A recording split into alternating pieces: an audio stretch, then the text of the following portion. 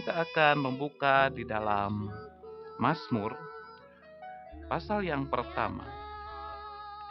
Di dalam Mazmur pasal yang pertama, satu perikop yang berisi 6 ayat, saya akan membacakan kebenaran firman Tuhan ini. Di dalam Mazmur pasal yang pertama, ayat 1 sampai yang ke-6. Dikatakan demikian, saudara. Berbahagialah orang yang tidak berjalan menurut nasihat orang fasik, yang tidak berdiri di jalan orang berdosa, dan yang tidak duduk dalam kumpulan pencemooh. Tetapi yang kesukaannya ialah Taurat Tuhan, dan yang merenungkan Taurat itu siang dan malam. Ia seperti pohon yang ditanam di tepi aliran air, yang menghasilkan buahnya pada waktunya, dan yang tidak layu daunnya. Apa saja yang diperbuatnya berhasil. Bukan demikian orang fasik. Mereka seperti sekam yang ditiupkan angin. Sebab itu orang fasik tidak akan tahan dalam penghakiman. Begitu pula orang yang berdosa dalam perkumpulan orang benar. Sebab Tuhan mengenal jalan orang benar, tetapi jalan orang fasik menuju kebinasaan. Saudara kekasih Tuhan, berdasarkan kebenaran firman Tuhan ini, saya mengajak Bapak Ibu Saudara kekasih Tuhan untuk merenungkan kebenaran firman Tuhan yang berjudul kebahagiaan yang dari Tuhan. Kebahagiaan yang dari Tuhan. Nah, saudara kekasih Tuhan, di dalam Mazmur 1 ayat yang ke-1 itu menyebutkan pertama kali apa, saudara? Berbahagialah orang. Saudara-saudara, pemazmur memulai mazmurnya dengan kata berbahagia. Mazmur pasal 1 ayat 1. Perhatikan di situ. Berbahagialah orang. Ya. Baik secara langsung maupun tidak, hal ini mengungkapkan isi, mengungkapkan kerinduan hati manusia, baik pada zaman itu maupun zaman kini. Siapakah yang tidak menginginkan dirinya, keluarganya, masyarakatnya, bahkan juga bangsanya, negaranya berbahagia? Sebab itu, kebahagiaan sangat didambakan, sangat dirindukan oleh setiap manusia. Saudara, Pendeta Dr. Billy Graham, penginjil terkenal, beliau menuliskan dalam bukunya The Secret of Happiness, menyebutkan bahwa manusia abad ini sedang kerajingan mencari kebahagiaan. Apakah kebahagiaan yang didambakan manusia itu benar telah menjadi milik mereka? Nah, saudara kasih Tuhan, fakta mengungkapkan dengan jelas bahwa kebahagiaan yang dirindukan makin lama, makin hari, jauh meninggalkan manusia. Coba kita akan memperhatikan realita kehidupan di zaman sekarang ini. Ya, jauh-jauh di kota Kediri saja, dengan menjamurnya tempat-tempat hiburan seperti night club, bar, mandi uap, bahkan tempat-tempat prostitusi dan lain sebagainya. Di samping membuktikan manusia ingin menikmati hidup di dalam hawa nafsu, dan justru juga membuktikan kesenangan di dalam hawa nafsu tidak memuaskan hatinya. Mereka terus mencari dan ingin mendapatkan kebahagiaan tersebut, meskipun harus membayar mahal dengan uangnya.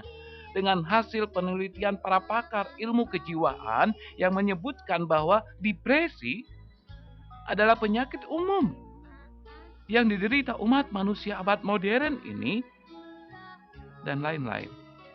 Jelas mengungkapkan bahwa kebahagiaan makin jauh meninggalkan umat manusia. Saudara kekasih Tuhan, apakah hidup saudara selama ini tidak bahagia? Apakah Anda ingin mengetahui rahasia mendapatkan kebahagiaan sejati?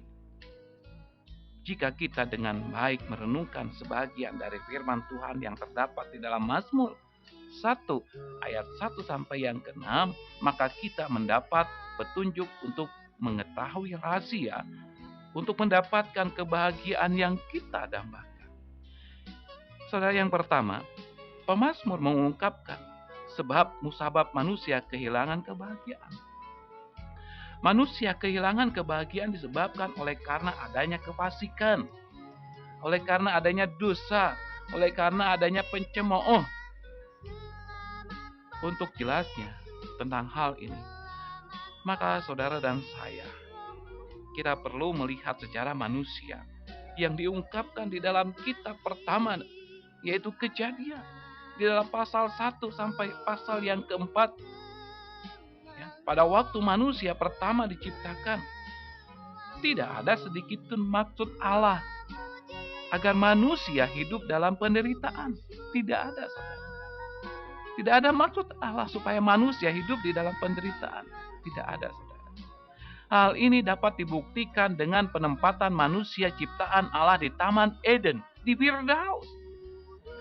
Eden adalah taman yang indah dan memberikan iklim yang tenang, tentram, penuh dengan kedamaian. Tetapi suasana ini menjadi kacau dengan masuknya dosa. Hubungan yang harmonis secara vertikal antara Allah dan manusia berubah menjadi permusuhan. Hubungan secara horizontal antara suami dan istri, antar manusia yang diikat dengan kasih merubah, ya, menjadi kebencian. Mereka saling tuduh, mereka saling melemparkan tanggung jawab. Tragedi rumah tangga yang pertama akibat dosa terlihat dengan peristiwa pembunuhan yang dilakukan oleh seorang kakak yang namanya Kain terhadap adik kandungnya sendiri yang bernama Habil. Tanah subur yang produktif terkutuk menjadi tanah yang tandus dan perlu digarap lagi dengan jerih payah untuk memproduksi kembali. Sebab itu, di mana ada dosa, di sana tidak ada kedamaian. Tidak mungkin seorang pencuri, seorang pembunuh, seorang koruptor dan sebagainya akan merasa tenang dalam batinnya. Saudara-saudara kekasih Tuhan, pemazmur bukan saja mengungkapkan sumber yang menjadi sebab musabab kehilangan kebahagiaan. Dan yang kedua, juga mengungkapkan bagaimana caranya agar kita jangan kehilangan kedamaian itu. Pemazmur memberikan petunjuk agar kebahagiaan tidak meninggalkan kita, terdiri dari dua bagian.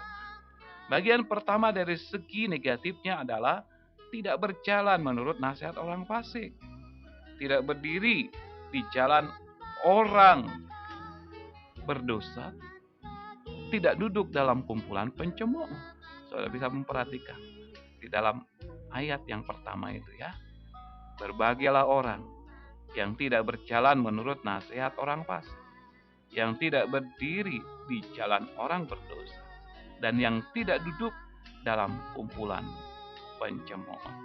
Dengan kata-kata ini, pemazmur memberitahukan proses orang berdosa atau berbuat jahat. Nah, misalnya seorang penjudi, dia tidak langsung menjadi setan judi. Langkah pertama dari segi pergaulan, ia mendengar, ia terbujuk teman yang setan judi untuk berjudi, sehingga ia berjalan menurut nasihat, perkataan orang fasik. Ya. Langkah kedua, ia akan berdiri di jalan orang berdosa. Yang dimaksud dengan kata berdiri adalah menurunnya standar moral dari dirinya. Standar atau ukuran moral yang dimilikinya semula berubah. Dahulu yang dianggapnya salah, tetapi sekarang dianggapnya benar. Judi yang dulunya dianggap tidak baik, sekarang menjadi baik. Dengan demikian, ia sekarang berdiri di pihak orang berdosa. Langkah berikutnya, ia duduk dalam kumpulan pencemooh. Kata duduk menunjukkan bahwa ia bukan saja terbujuk, berdiri, dan sekarang melakukan. Orang yang sudah berada dalam posisi demikian ini akan kehilangan kebahagiaan hidup. Bagaimana agar kebahagiaan tidak meninggalkan kita. Dari segi negatifnya, janganlah kita berjalan, janganlah kita berdiri, janganlah kita duduk, ya. Dengan kata lain, hindarilah, jauhilah hal-hal yang memungkinkan kita jatuh ke dalam dosa. Sebab itu, Rasul Paulus menasihatkan kita agar jangan memberi kesempatan kepada iblis untuk hidup di dalam dosa. Saudara kekasih Tuhan, dari segi positifnya apa? Pemazmur mengungkapkan di dalam ayat yang kedua jelas sekali, ya. Dikatakan di dalam ayat yang kedua tadi, apa yang harus dilakukan oleh kita semua. Dalam ayat itu dikatakan, tetapi yang kesukaannya, ya, dikatakan. Tetapi yang kesukaannya ialah Taurat Tuhan. Jelas sekali dikatakan. Tetapi yang kesukaannya ialah Taurat Tuhan. Orang yang berbahagia adalah orang yang menyukai Taurat Tuhan. Orang yang menyukai firman Tuhan. Ya. Tuhan senantiasa berkenan kepada setiap kita yang menyukai firman-Nya. Bagi kita sekarang ini, ya, firman Tuhan yang kita tahu adalah kebenaran firman Tuhan di dalam Alkitab itu, baik di dalam perjanjian lama maupun perjanjian baru. Mengapa firman Tuhan dapat memberikan kebahagiaan? Yang pertama, saudara, firman Tuhan dapat membimbing kita berjalan di arah yang benar. Ya, Pemazmur pasal 119 ayat 105 mengatakan, firman-Mu itu pelita bagi kakiku dan terang bagi jalan. Yang sering menyebabkan kita kehilangan damai karena salah jalan dengan melakukan hal-hal yang berlawanan dengan hati nurani kita. Raja Salomo yang bijaksana, ia memberi nasihat kepada para orang tua dengan mengatakan, didiklah orang muda menurut jalan yang patut baginya, maka pada masa tuanya pun ia tidak akan menyimpang dari jalannya itu. Saudara-saudara, ya, mengapa firman Tuhan dapat memberi kebahagiaan? Karena firman Tuhan membimbing hidup dan kehidupan kita, mengarahkan kehidupan kita. Yang kedua, ya, mengapa firman Tuhan memberi kebahagiaan? Firman Tuhan dapat menunjukkan dan menghindarkan kita dari berbuat salah. Ya. Ibrani pasal 4 ayat yang ke-12 mengatakan. Ibrani 4 ayat yang ke-12 mengatakan. Sebab firman Allah hidup dan kuat dan lebih tajam daripada pedang bermata dua manapun. Ia menusuk amat dalam sampai memisahkan jiwa dan roh, sendi dan sumsum. Ia sanggup membedakan pertimbangan dan pikiran hati kita. Jika kita melakukan kesalahan, saudara, firman Tuhan menunjukkan dan kita mengetahui, maka kita akan segera datang di hadapan Tuhan untuk mengakui dan darah Kristus yang mempunyai khasiat yang kekal akan menyucikan kita, akan membersihkan segala dosa dan kelemahan kita.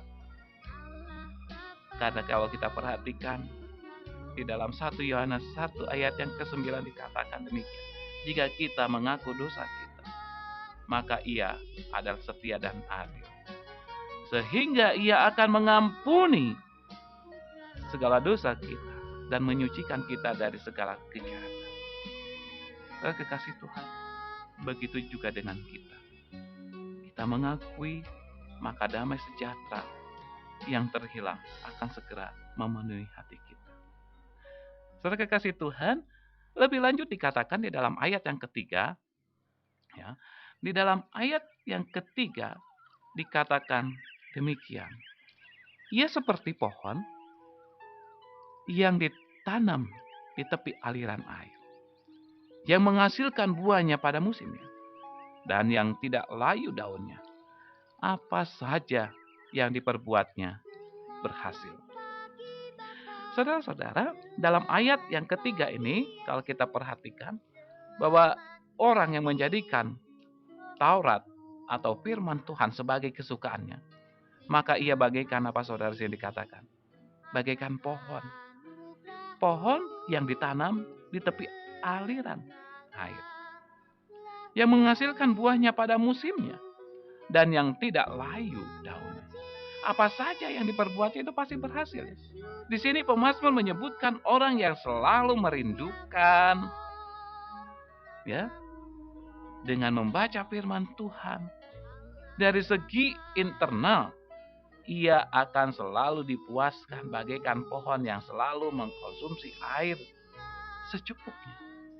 Nah, saudara, kalau kita lihat referensi, ya, inilah yang dimaksud Tuhan Yesus di dalam Yohanes 4 ayat yang ke-14b ketika ia berbicara kepada perempuan Samaria tentang air kehidupan. Dikatakan di dalam ayat itu, Yohanes 4 ayat 14b, sebaliknya, air yang akan kuberikan kepadanya akan menjadi mata air dalam dirinya yang terus-menerus memancar sampai kepada hidup yang kekal. Ya, itu saudara.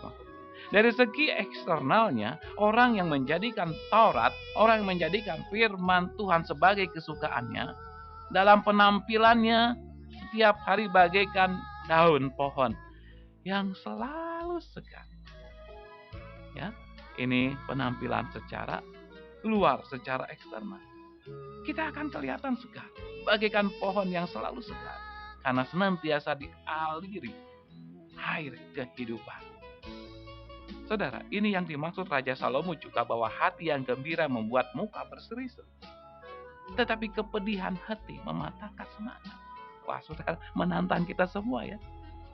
Makanya orang Kristen dalam situasi kondisi apapun juga, mau tanggal muda, tanggal tua, sama saja, ya. Wajahnya senantiasa berseri-seri. Walaupun sakit, terlebih sehat, kita bisa menunjukkan wajah yang berseri-seri. Itu bukan hanya tampil atau keluar dengan wajah yang, ya, memang harus seperti itu, enggak, saudara. Tetapi saya meyakini, oleh karena saudara sudah menikmati, bahkan menikmati kebenaran firman Tuhan, secara internal saudara sudah dipenuhi dengan air kehidupan yang bisa membuat saudara bahagia.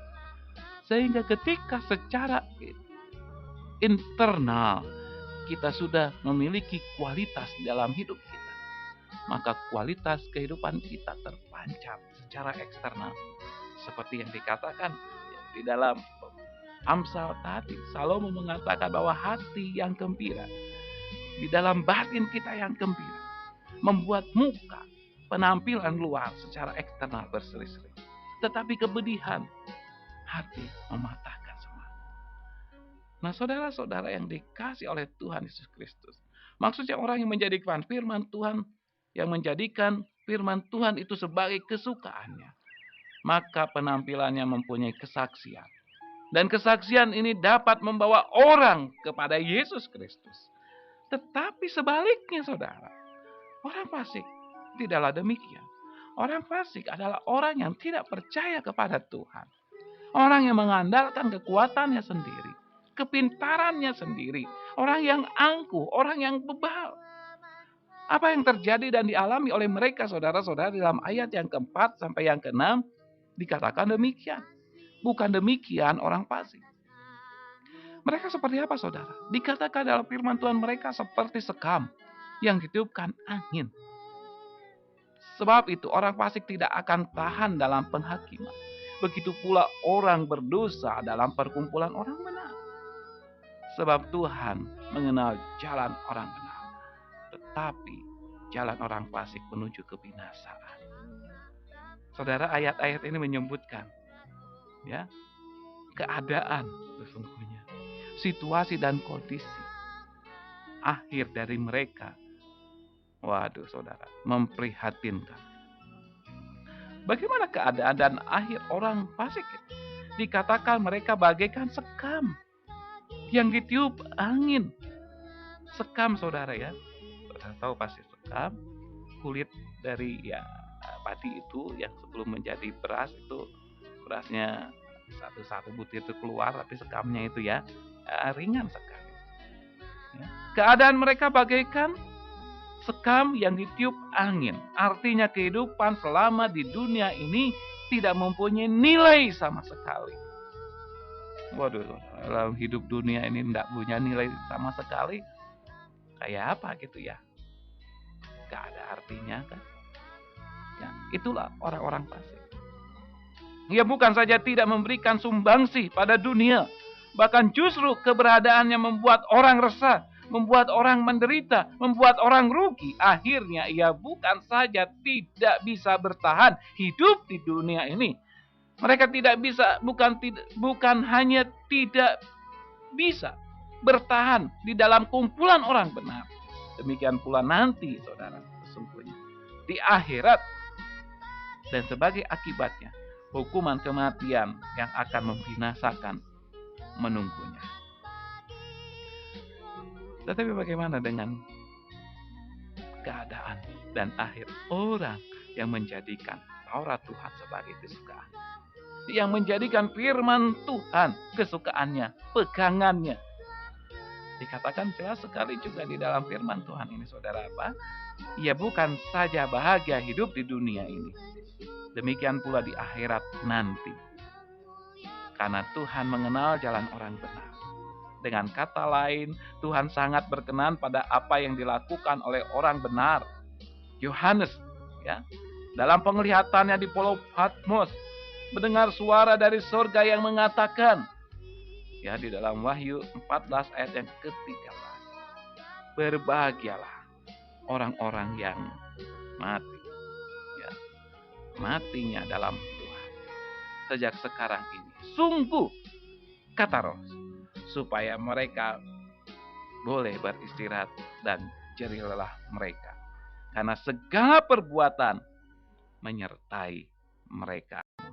Jangan kita terkecoh untuk lebih banyak mencari kebahagiaan yang disediakan dunia ini. Itu bersifat sementara, tidak kekal, tidak memuaskan kita.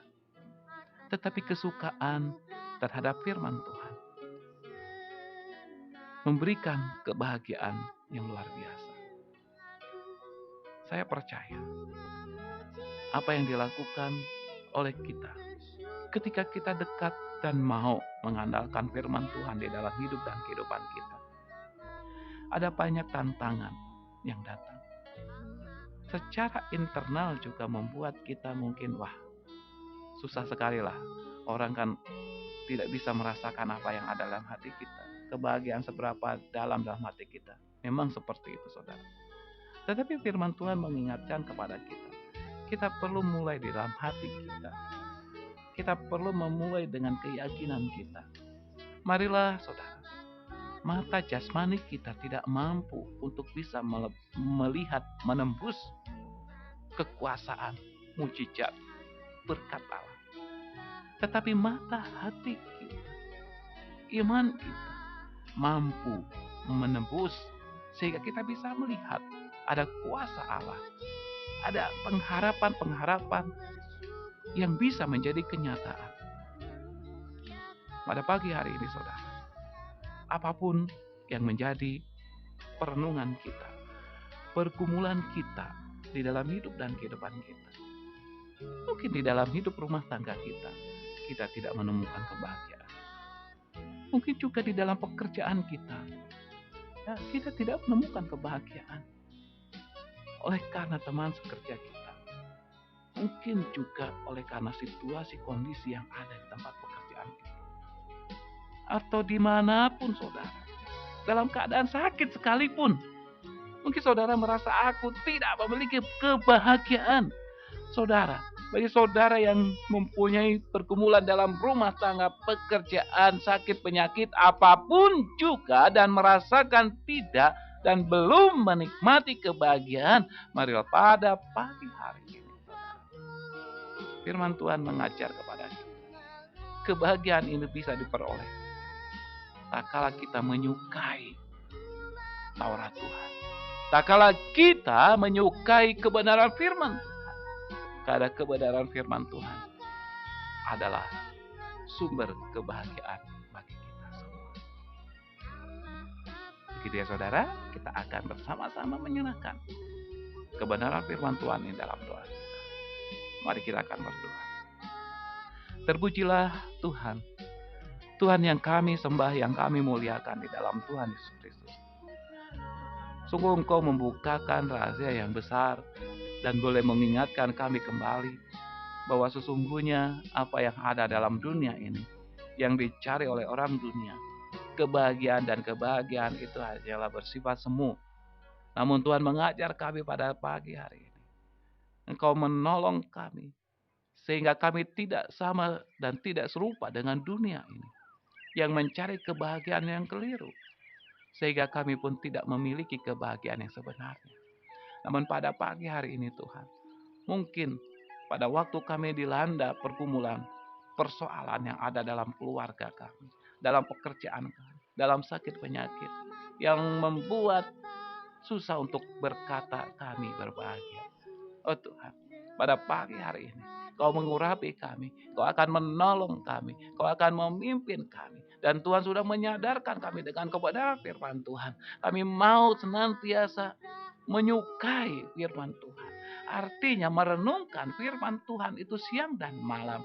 Artinya kami mempercayai bahwa kebenaran firman Tuhan itu benar.